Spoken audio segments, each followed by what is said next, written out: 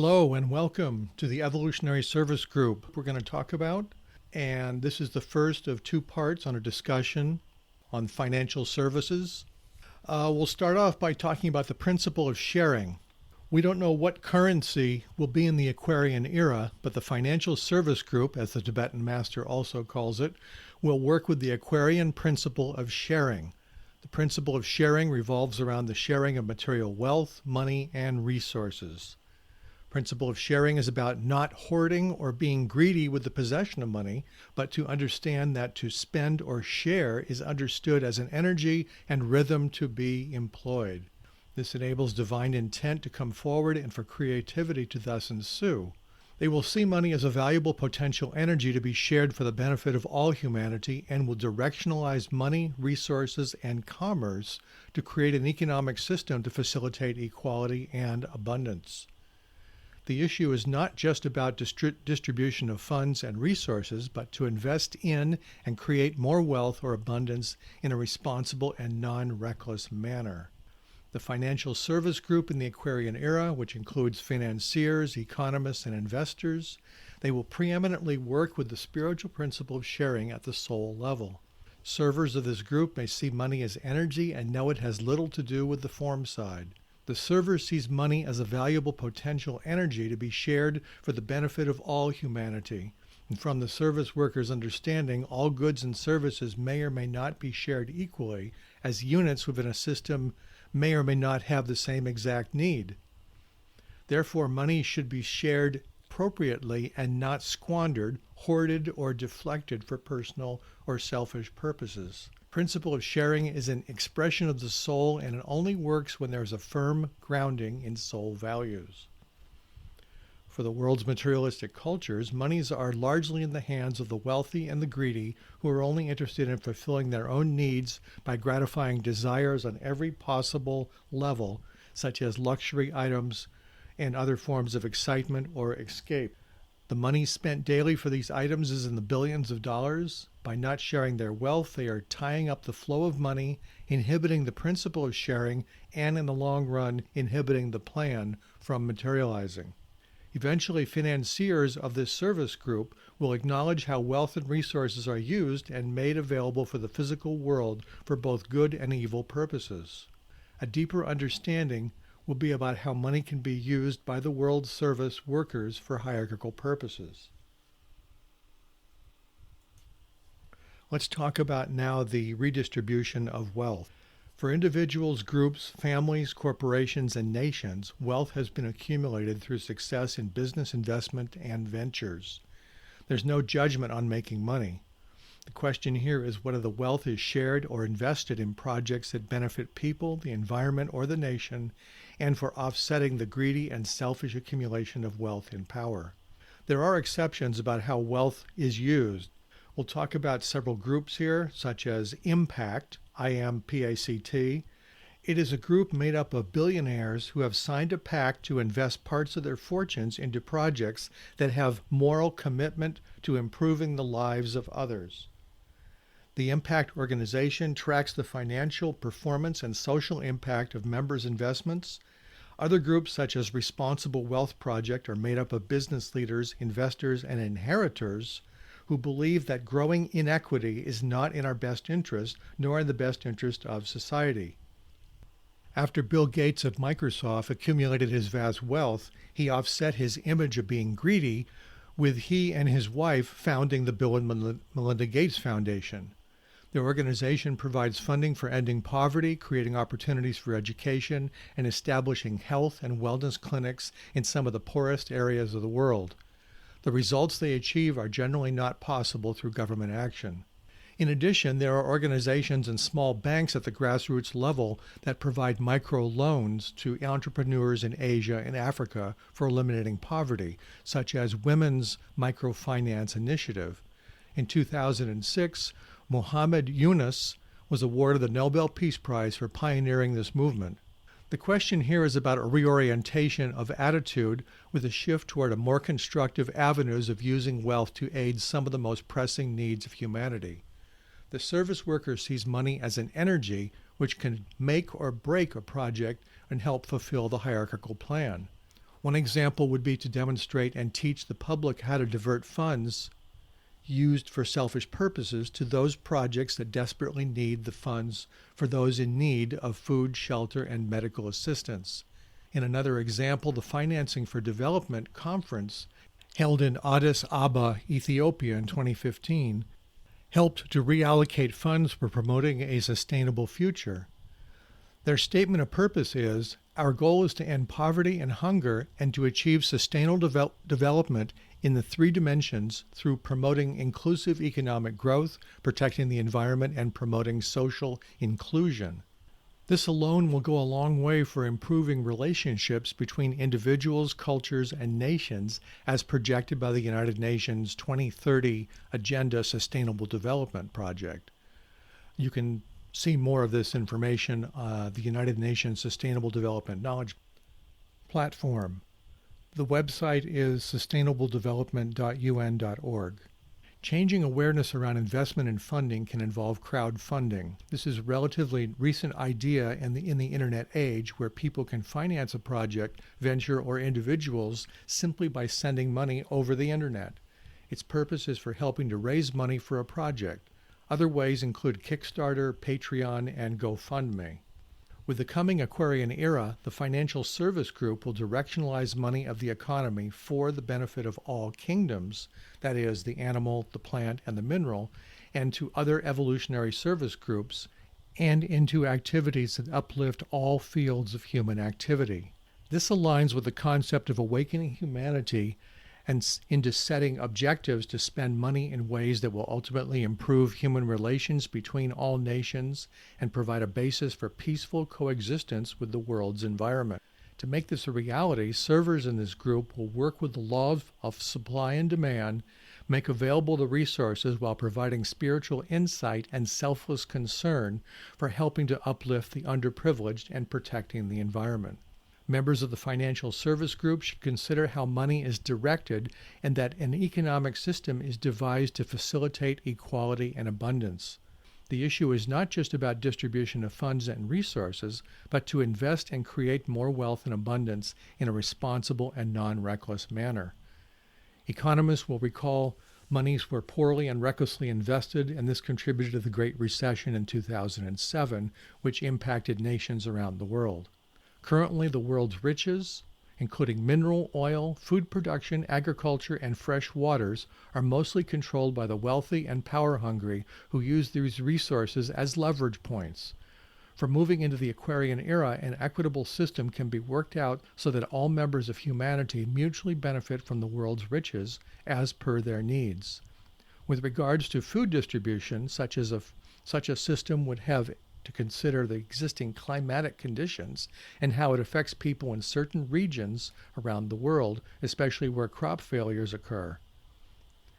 In the interim, a nonpartisan system that is fair and equitable and not beholden to any particular individual or economic-related group can be devised to proportionally provide a seasonal food supplies. When considering the health of the individual and communities, such a system would help, for example, people in countries that are often impacted by famines and floods.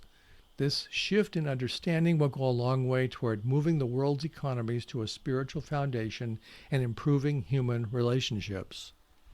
In the political sector, there's an awareness from both conservative and liberal sectors around identifying the source of donations from private investors as an ethical consideration. The main consideration is influencing a person running for office or for a political party representing one's values.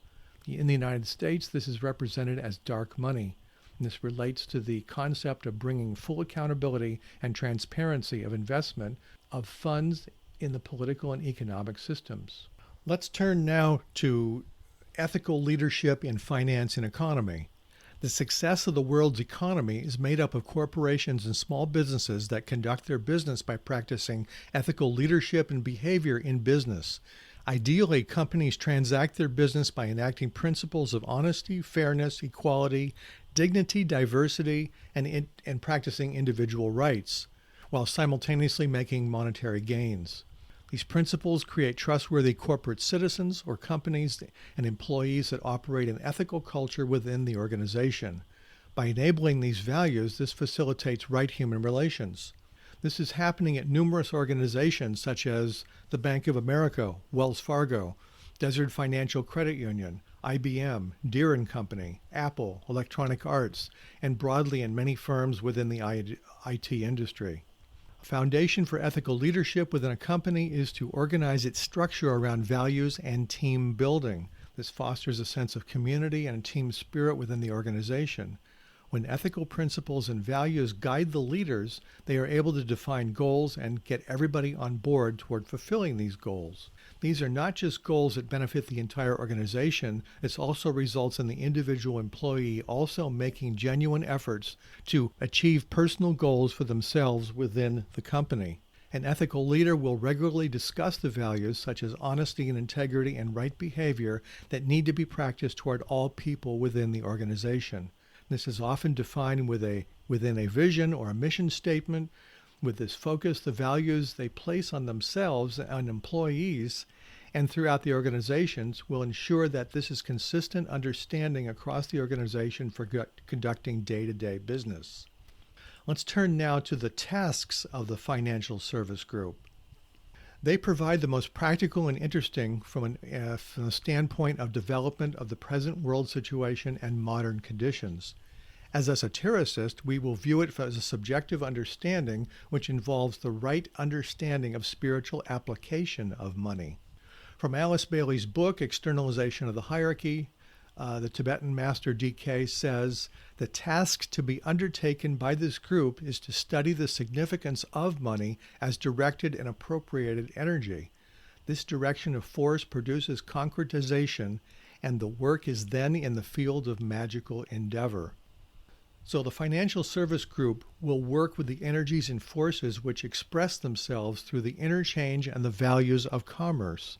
Their tasks will fall into three categories. First task, understanding the nature of prana, or that vitality energy that gives life to a process. It provides the life essence of vital life principle that animates the etheric aspect of all phenomenal life on the physical plane. In the context of financial services, it is distinguished by three qualities. One, inertia, how well monies are allocated and distributed. Two, by activity, and activity is implemented when monies are available. And three, through a rhythm. And three, a rhythm, which is the regular allocation of funds to maintain a product or service. Once an idea or a process is concretized, then it is a matter of whether there will be right funding or allocation of monies in the system to keep it actively vitalized. The second task of the financial services group would be to study the processes whereby money has been steadily deflected for personal uses, both in good and evil sense. The Tibetan master DK says, this would largely be a record of man's dire selfishness, but I seek to deal with money as the hierarchy sees the problem and to consider it as a form of energy prostituted at this time to material ends or to the selfish aspirations and ambitions of well-meaning servers. They are limited in their view and seek to get a picture of the possibilities inherent in the present situation, which could deflect much of this form of concretized divine energy into constructive channels and ways of light. So the question at hand, what is the attitude when spending money? Is it for selfish purposes, such as buying luxury items, expensive vacations, or spending it on weapons of war, and those things that are not beneficial for civilization? Or are the money spent for the upliftment and constructive channels for the betterment of society? When money is deflected from its present channels around material well-being into truly spiritual purposes, then much good will be done. The third task of the financial service group is to study the law of supply and demand and employ the great principle of sharing, as these will deal with the divine purpose and intent. It is through the medium of the world's service workers that the monies can be made available for carrying out the hierarchy's work in implementing the plan. The principle of sharing must govern economic relations in the future. Sharing as a soul quality and energy will relate soul with soul in all work and activity. Having purity of motive and attitude of selflessness are critical. As a result, service workers whose motives are pure with right intent and working responsibly with skill and action, they can fulfill this work. Up to this point in history, money has essentially been deflected into entirely material ends, even in its philanthropic objectives. The most spiritual use is to be found in the world today is the application of money to the purposes of education. A much needed world service can happen when the spiritualizing of money or changing the attitude of how it's spent can be implemented. This work must be carried forward with spiritual insight, right skill, and true understanding. The Financial Service Group has the responsibility for holding the attitude of establishing peace in eliminating the causes of war. This will be done when monies are deflected away from war-making industries toward more humanitarian pursuits, such as investment in education, eliminating poverty, and making healthcare and medicine available for all. So let's now talk about money as a spiritual asset. The world economy is driven by the Financial Service Group. Collectively, it is made up of individuals, families, and investors, and companies and governments who handle money and resources. If we step back and examine how money has been spent, we talked about earlier that it's spent on individual and personal interests with a materialistic focus, such as through luxuries, non-essentials, or even military expenditures at the governmental level. In so many ways, this drive to spend equates to power, which we will define as an unhealthy attraction to money. Obviously, this type of spending is not in the best interest of the greater group humanity, so when somebody has spent and spends it, it becomes an act of will. Thus, power flows from money and its control. In Alice Bailey's book, Externalization of the Hierarchy, the Tibetan master D.K. said, "We can have a powerful impact in implementing a positive change through the change of our attitude on how we handle money." Money has been deflected into entirely material ends, even in its philanthropic objectives. The most spiritual use of it is now found in the application of the money toward education, when it is turned away from the construction of the form side and the bringing about of solely material well-being of humanity and deflected from its present channels into truly spiritual foundations. Much goodwill will be done, but it must be carried forward with spiritual insight, right technique, and true understanding. Purity of motive and selflessness are taken for granted. So from seeing money as a potential spiritual asset, let's look then some of the ideas around how money can be approached. Some examples of the idea of sacrifice. Concept: am I willing to sacrifice a little so that a little amount of money that I spend on luxury can be given to a group or could benefit? Perhaps giving up the Starbucks costing $20 a week and then give that $20 to X NGO organization in need. Or do I need to spend the extra money on a luxury vehicle, such as an oversized pickup truck, SUV, or luxury car, when a reliable car for transportation is all I really need? This action could result in raising millions, if not billions of dollars that was spent on personal interest. The message here is the individual can subordinate his personal life, that is, contain his emotional desire nature to the needs of humanity.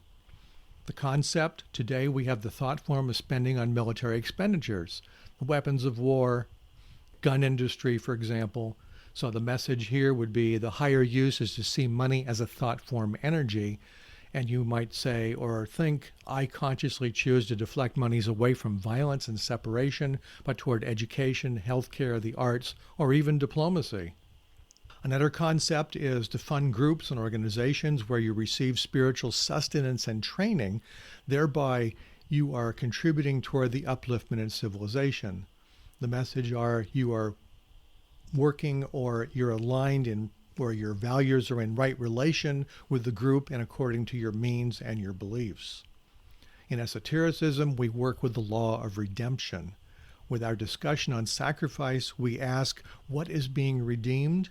Esoterically, the energy of redemption is about replacing or transforming selfish desire into unselfish giving and pure understanding. So it's the raising up of that energy into a higher spiritual purpose.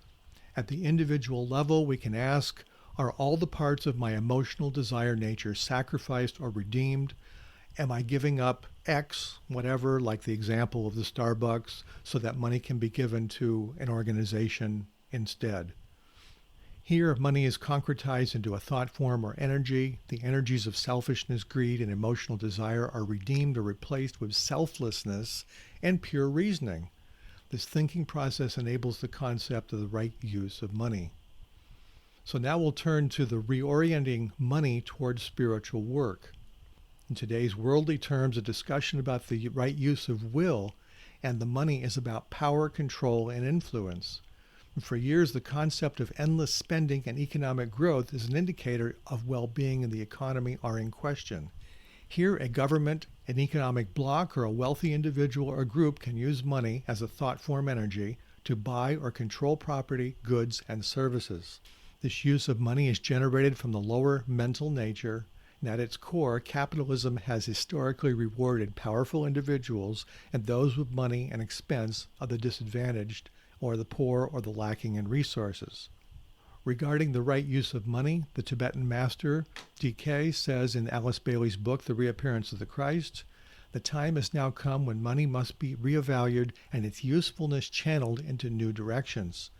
The voice of the people must prevail, but it must be a people educated in the true values of the soul, in the significance of the right culture, and in the need of right human relations. It is therefore essentially a question of right education and correct training in world citizenship. The conscious handling of money by world servers. Here, the whole self is at all levels of awareness must be engaged. For the service worker, there must be a coordinated effort to be aware of spending or receiving money in his daily life, while simultaneously being aware of his connections at the subjective level with the soul. Is he spending money according to the higher values of the soul? That is, not hoarding or being stingy with money. Visualize money as concretized energy and as a stream of flowing golden substance being transformed out of the control of the forces of materialism and into the control of the forces of light. Transform money in this context. This is like an attitude or a thought form. It now carries the higher redeemed energy of the soul, and the money can now be directed to the work of the hierarchy in fulfilling the plan. Money can also be directed and transformed in this way with soul intent, and it's done with the individual service worker who is being sensitive to a subjective physical plane connection. Let's now turn toward defining rewards towards creating an economic system beyond capitalism. If we vision a system that moves past capitalism, defines new alternative forms of reward beyond the traditional monetary incentives, power, and resource control, a number of possibilities are already existing in places in the world. And these can be flexible work times, can be offering flexibility in work hours, allowing employees the option to work remotely, or extended time off can enhance job satisfaction and well-being. Another one can be in-house incentives. The company can provide incentives such as a free daycare, dry cleaning, in-house, vacation discounts, generous time off, recognition and appreciation. Acknowledging someone's efforts, achievements, or contributions can be a powerful motivator. Public praise, awards, and certificates fall into this category. Skill development and learning opportunities by encouraging the employee to align his values and goals with that of the company and feel a sense of achievement and passion about their work. The company can provide paid college credit, access to training and workshops, and educational resources. The company can also allow for autonomy in decision making. This will allow employees to take part in decisions and influence their outcome, and their work can be rewarding. Autonomy fosters a sense of ownership and responsibility. Bring forth purpose and meaning to the employee, allowing one's work with a greater purpose or feeling that work matters and can be intrinsically rewarding. And there can also be a work-life balance, prioritizing well-being by encouraging breaks, mental health support, and stress reduction can be a valuable reward. So depending on the individual, a combination of the rewards can be most effective within the company. Overall, it is the employee and the employer that are working cooperatively together to make the company or project work out and be successful. So let's turn now to economic responsibility and stewardship. There are many ways how the financial service group can approach global economic problems, such as discussed within the United Nations 17 Sustainable Development Goals for 2030. Another way economists can move the world closer towards implementing the plan is around investment. Members of the financial service group who are investors are increasingly applying various ethical, responsible business strategies by identifying material risks and growth opportunities in the global economy. This idea can be demonstrated through economic responsibility and stewardship carried out through three concepts: governance, social, and environment. The governance concept, which involves leadership from the government and industry. Under governance, both industry, that is the corporations, and government are stepping up by supporting U.S. government enacted laws that tackle climate change and support investment in sustainable technologies. Many corporations embrace diversity, that is gender and racially based, on their board of directors. Corporations practice corporate accountability and transparency, thus minimizing corruption. Firms are often guided by a concept known as the triple bottom line, and this dictates that a business should be committed to measuring its social environmental impact along with its profits, with the focus of profit, people, and planet. After President Putin's invasion of Ukraine in 2022, most governments around the world are united in putting economic sanctions on President Putin and his family and the Russian oligarchs, and from keeping them from benefiting economically. This has resulted in massive divestiture or withdrawal of funding for companies that exist in Russia. This also includes limiting the products that Russian companies were importing.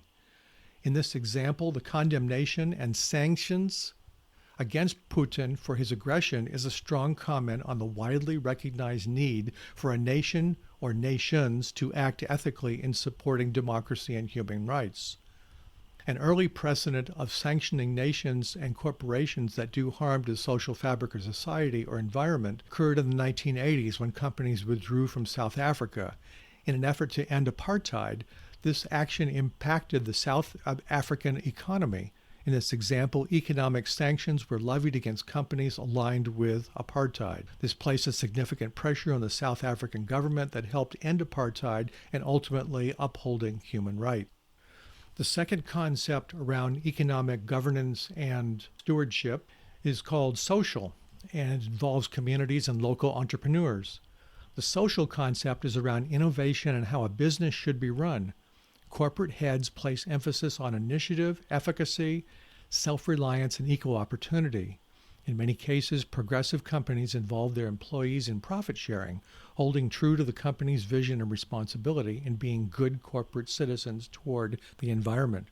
In the workplace, more and more company cultures and policies support LGBTQ rights and encourages diversity in the workplace.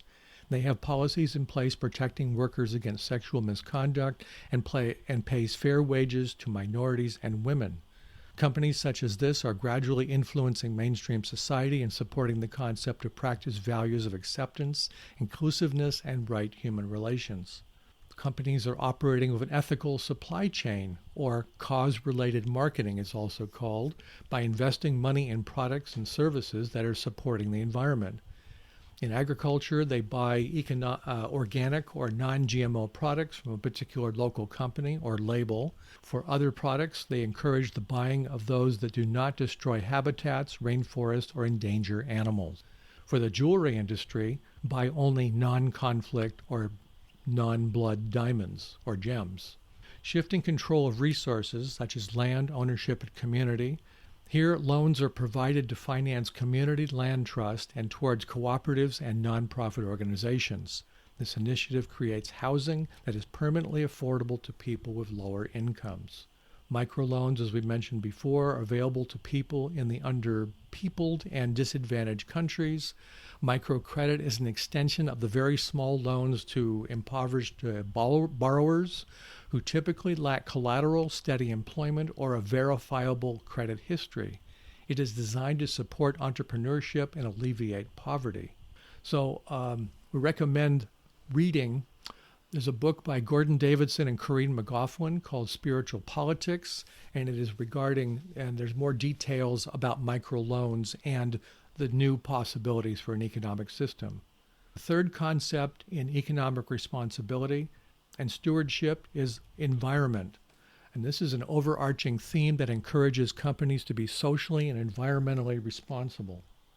To do this, higher principles must guide company policy through their actions for protecting the environment. Companies that publish carbon and/or sustainability reports are making the effort to lower greenhouse gas emissions and limit harmful pollutants and chemicals into the environment. Socially responsible eco-capitalist companies, as a matter of policy, use only renewable energy sources and supplies. These would be supplies created from natural sources, such as forests, that are replenished at a greater rate than which they are consumed. Companies such as DuPont, Dow Chemical, and ExxonMobil that sign on to this approach make commitments to do businesses with only suppliers of products that do not harm the environment. A government should be a creative regulator and a partner with industry in promoting technologies that protect the environment. Examples of government action would be in their investment in wind and solar power or build recharging stations across the United States for electric vehicles. Examples of companies of types of industries that are developing sustainable technologies for protecting the environment can be around creating solar panels, dual flush or waterless toilets, LED light bulbs, geothermal heat pumps, solar water heaters, green roofs, and recycling asphalt.